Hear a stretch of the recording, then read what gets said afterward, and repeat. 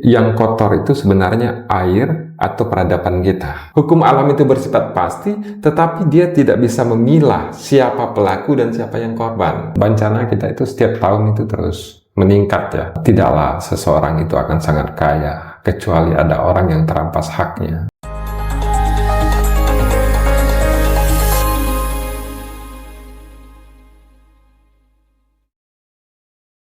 Oke, teman-teman, baik lagi.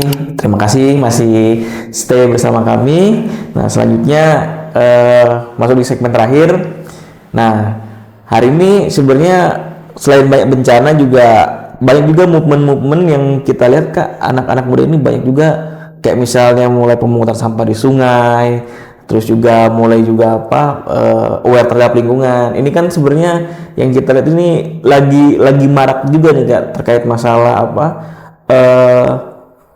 untuk perubahan iklim dan lain-lain ya, Kak. Ya, maka kalau kita melihat hari ini sebenarnya ada dampak positif dan negatifnya selain eksplorasi yang besar-besaran, tapi di sisi lain juga ada juga sekarang giat terkait aware terhadap lingkungan ini lagi marak juga nih, Kak. Nah, menurut Kak Jody sendiri terkait masalah ini, apa sebenarnya solusi konkret yang bisa dilakukan untuk perusahaan untuk lebih ramah lingkungan nih, Kak? Ya, sebenarnya kan kita itu udah punya regulasi yang mengatur baik itu cara berproduksi maupun cara untuk mereduksi dampak. Nah, kalau semua dunia usaha itu patuh kepada regulasi tersebut, tidak hanya menempatkan regulasi perizinan itu hanya dengan syarat administratif, maka dampak baik itu pada lingkungan maupun sosial itu akan signifikan dapat direduksi. Sikap-sikap penolakan masyarakat bisa jadi tidak akan muncul. Kalau misalnya sesuai dengan aturan, Kalau misalnya sesuai dengan aturan, pasti masyarakat juga melihat, oh ini sudah benar, dampak dengan masyarakat juga baik, gitu kan, dan lain-lain. Gitu. Oke. Kalau dijalankan dengan etikat yang baik, tetapi dunia usaha itu dia berakhir dengan konflik, kehancuran, bencana itu karena dibangun itu memang bukan dengan etikat yang baik dari awal. Menipu masyarakat dalam perizinan, menipu negara dalam pajak, menipu negara dalam pendapatan, menipu negara dalam pemulihan lingkungan. Makanya kita panen bencana, dan bencana kita itu setiap tahun itu terus meningkat ya, baik itu wilayah maupun intensitasnya. Memang keuntungan perusahaannya meningkat, tapi dampak lingkungan yang begitu parah juga sangat berpengaruh juga untuk masyarakat ya, Kak, ya. Kalau kita melihat ya. Dan satu juga ya, saya nggak tahu gejalanya gimana ya. Memang rakyat ini sedang tidak dididik untuk sadar dengan hak-hak konstitusionalnya.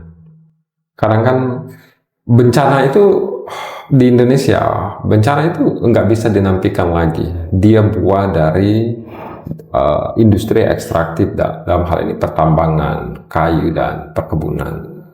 Tapi kadang kita juga absurd juga melihatnya. Orang-orang yang menjadi penyebab dari banjir ini, penyebab dari bencana ini, menjadi kaya, mengambil keuntungan dari sumber daya alam dan bencana ini, kita nyebutnya sultan. Namanya crazy rich, betul, kita yang crazy, mereka yang rich ya.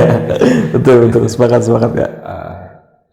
Bisa jadi seharusnya kita mulai berpikir bahwasanya benar seperti kata Ali bin Abi Thalib itu, tidaklah seseorang itu akan sangat kaya kecuali ada orang yang terampas haknya.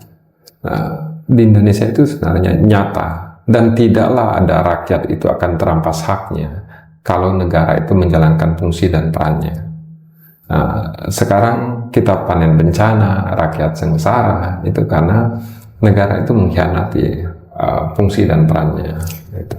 Berarti kalau misalnya kita lihat ini, Kak, ini sebenarnya permasalahan di regulasinya, di penegakannya, atau di apa ini, Kak? Sebenarnya kalau misalnya kita harus melihat nih, Kak. Pertama regulasi kita, jelas itu perubahan konsideran dari ketentuan pokok pertambangan menjadi undang-undang Minerba, itu suatu yang paling mendasar, di mana itu berubah sumber daya alam kekayaannya itu untuk rakyat dirubah dia menjadi komoditi bisnis, memenuhi pasar. Rakyat itu ditempatkan sebagai konsumen, bukan sebagai hak konstitusional. Pemegang nasional itu jelas satu penyebabnya itu. Yang kedua, mengapa angka bencana tinggi itu karena pengambilan kewenangan oleh pemerintahan, baik itu kementerian, kepala daerah, itu tidak balance dengan pengambilan tanggung jawabnya. Padahal kan tanggung jawab itu melekat dia kepada kewenangan yang ada di setiap pejabat. Semua pejabat, pemerintah daerah, kementerian itu berebut kewenangan menerbitkan izin. Tetapi ketika muncul dampak lingkungan, muncul konflik tingkat masyarakat, nggak ada juga dari mereka itu yang bisa menyelesaikan. Jadi lempar batu sembunyi tangan aja nih kayak. Jadi begitu regulasi sudah keluar ya kan, mereka sudah melakukan eksplorasi, tapi ketika diminta pertanggungjawabannya semua pada tutup mata gitu kayak. Oke, terima kasih.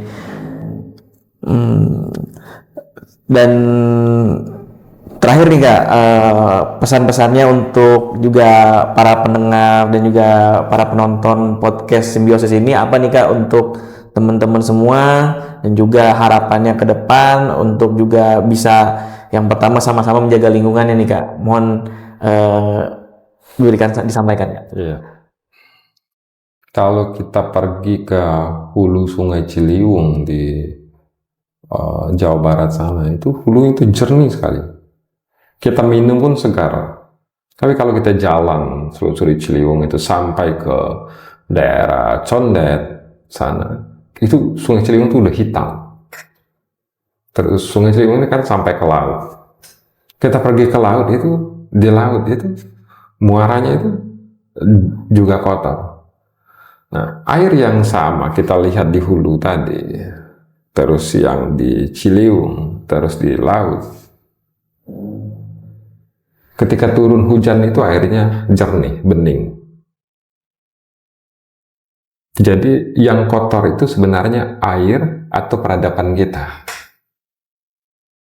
Air dia mempunyai cara dia untuk menjernihkan diri. Jadi kalau air di suatu tempat itu kotor, maka manusia di sana itu yang kotor bukan airnya. Jadi kalau kita mau mendapatkan kehidupan yang baik dalam lingkungan, baik itu udara dan air, maka peradaban kita lah yang harus kita benahi pertama. Benar cara hidup kita, maka lingkungan akan baik pada kita. Salah kita pada menerapkan kehidupan dalam lingkungan, ya itulah apa yang kita berikan ke lingkungan, itulah yang kembali sama kita. Jadi kalau ada kata-kata bahasa Arab itu Kak, man sobara doviro. Jadi siapa yang menanam itulah menuai gitu Kak ya. Ya. Nah, tapi ini satu yang berbeda juga dalam hal bencana ya. Karena kan begini, kalau hukum negara itu dia jelas, siapa penyebabnya, penegakan hukum kan bisa dijalankan kepada mereka. Tetapi dalam proses bencana ekologis, hukum alam itu dia bersifat pasti. Kalau pegunungan Kars dan hutan di hulu itu dibabat, maka apa kepastiannya? Bencana banjir, longsor dan lain-lain. Longsor. Nah, itu hukum alamnya, dan dia menimpa kepada rakyat. Itu masalahnya. Hukum alam itu bersifat pasti, tetapi dia tidak bisa memilah siapa pelaku dan siapa yang korban. Dia nggak bisa milah datang banjirnya itu ke rumah pemilik tambangnya, kan nggak bisa. Betul. Nah, di sanalah peran negara itu untuk mewujudkan keadilan. Makanya walhi kalau kita itu menyebut ada bencana alam, ada peristiwa alam, ada bencana ekologis. Seperti banjir yang disebabkan oleh proses deforestasi, industri ekstraktif, itu kita menempatkannya bencana ekologis, dia bukan bencana alam. Oke. Ada kejahatan dan ada ketidakadilan di sana. Baik, Terima kasih Kak untuk waktunya. Ya, sama-sama. Juga kita juga bersyukur banget nih hari ini teman-teman dapat banget banyak pencerahan dari Kak Jahdi, dan juga pesan-pesannya jangan lupa untuk sama-sama kita saling menjaga lingkungan. Juga saya ingin mengutip salah satu hadis dari Uluwat Bukhari, An-nadhafatul minal iman, kebersihan sebagai dari iman. Jadi siapapun yang menjaga lingkungan, menjaga kebersihan adalah orang-orang yang beriman. Terima kasih. Billahi taufiq wal hidayah. Assalamualaikum warahmatullahi wabarakatuh.